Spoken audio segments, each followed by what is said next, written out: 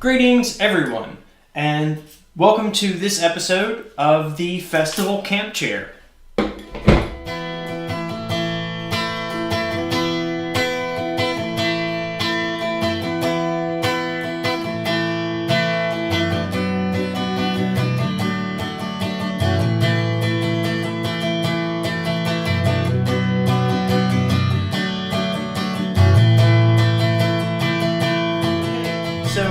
In this episode, I have created a festival camp chair. I know you can go and buy one from various parts of the internet and various kinds of outdoor enthusiast stores. But me being me, I prefer to try and make things rather than just go out and buy them. It's a medical condition apparently. But let me just kind of go through this particular camp chair and show you its various bits and pieces and what I really like about it. The first thing that you'll notice is that it rolls up into this sausage shape. And the reason that it does that is because this was a particular aspect of a festival chair that I really wanted. And I noticed that most of the festival chairs that are out there really only fold up. They only fold in half. And that can make for carrying them around quite a bit fiddly. So I wanted this to roll up, and eventually I'm going to make a bag for it with a shoulder strap. And it'll make it a little bit easier to carry around with you when you're at your festivals, moving from tent to tent, stage to stage. It's just going to make things a little bit nicer, I think, in the long run. So the first thing that I'm going to do is I'm going to lay it out and I'm going to demonstrate it for you. And then I'm going to go through the various bits and components that went into making this particular camp chair. Okay, so here I'm going to demonstrate how this chair actually works. So you start out with it in this rolled up format. Then you unroll it like that. And what you'll notice, the first thing you'll notice is that it is a bit fiddly, and I admit that. So anyway, you unroll it like so. And you'll notice that the chair itself is quite wide. And you then roll it under like that. And you do that to both sides. And then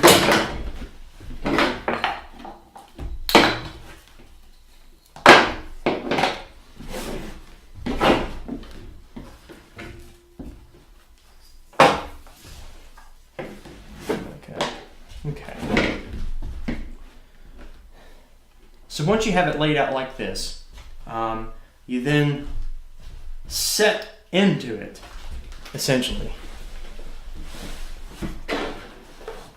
Okay. And hopefully I don't fall off. Otherwise that'll make a comedy video, and I didn't intend to make a comedy video.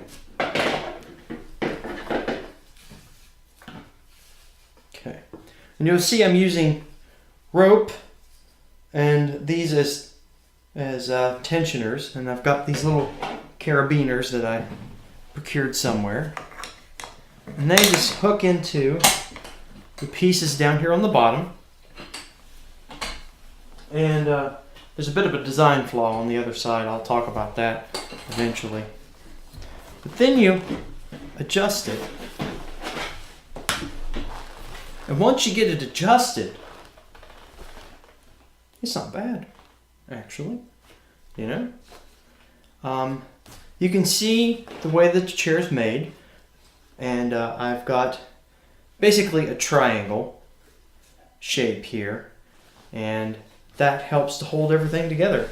And yeah, and the back has support changes where you can move it forwards and backwards.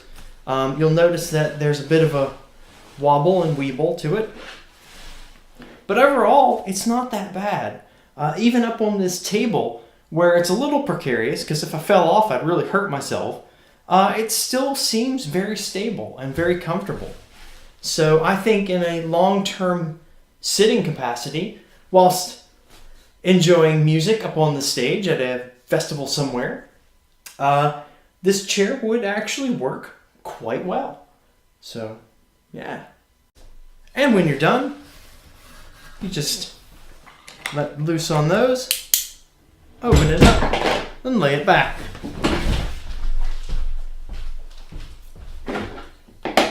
Come off the table or off the ground, which is more normal.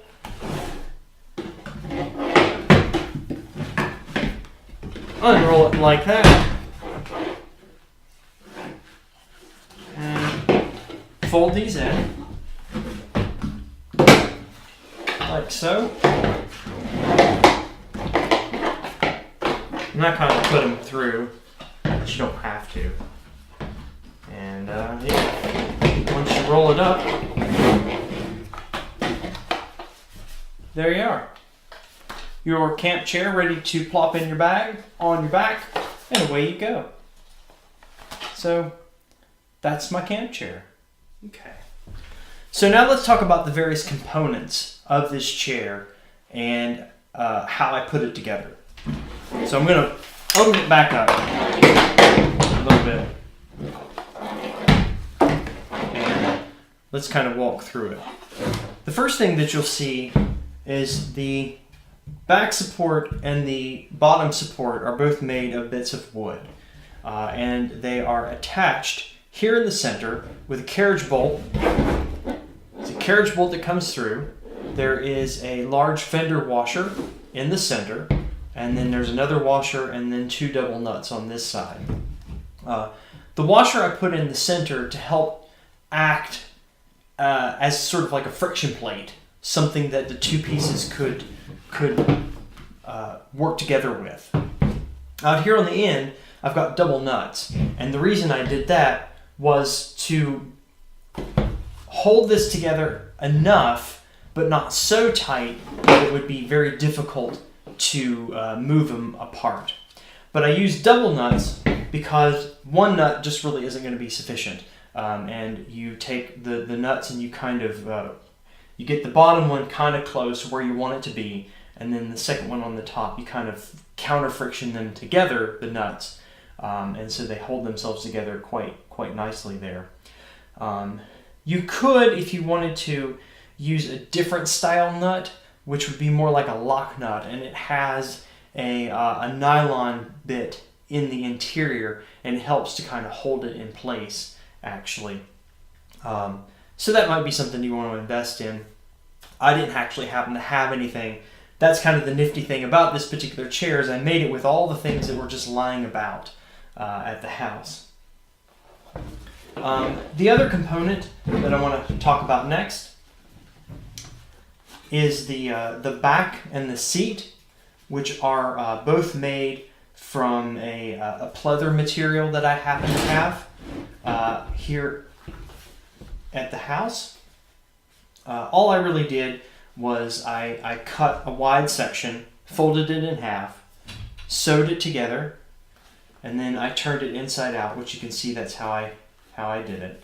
And that means you have leather on both sides. I attached the leather backing material to the chair supports using these large upholstery staples.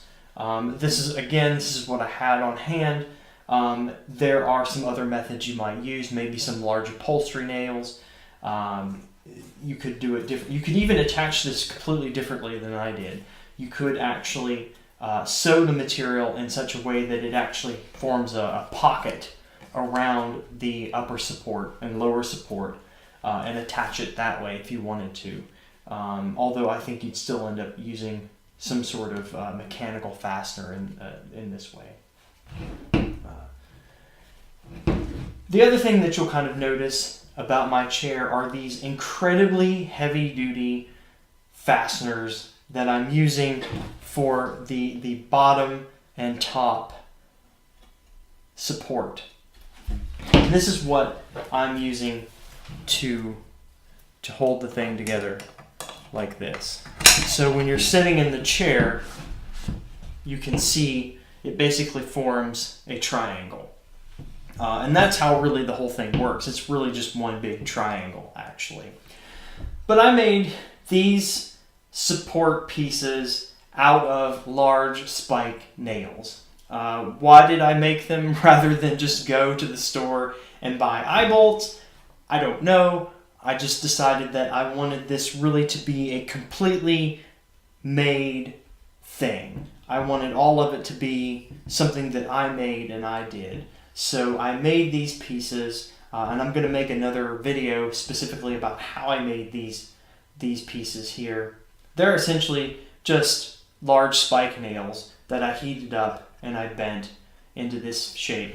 And I'm using deck screws to hold them in place. This piece, which actually forms the support for the whole thing, it makes it all work together. This is really just clothesline. This is a pit of wood that I've made, and you can kind of see how it's made. It's tied on one end, and then it goes through the other. And so whenever you sit in it, if you put pressure against it, it holds it really well. These are just some carabiners that I had lying about, and the only reason I'm using them is simply for ease of function, actually. You don't have to have them come apart the way I do. You could actually tie your rope to it if you wanted to do that. That would certainly be fine as well. But yeah, that is my camp chair and how it's actually put together. So yeah, hopefully this kind of inspires you to go out and to create your own camp chair, or create anything actually that you might want to do. Certainly you can go out and buy things, but I like the idea of making things. So yeah.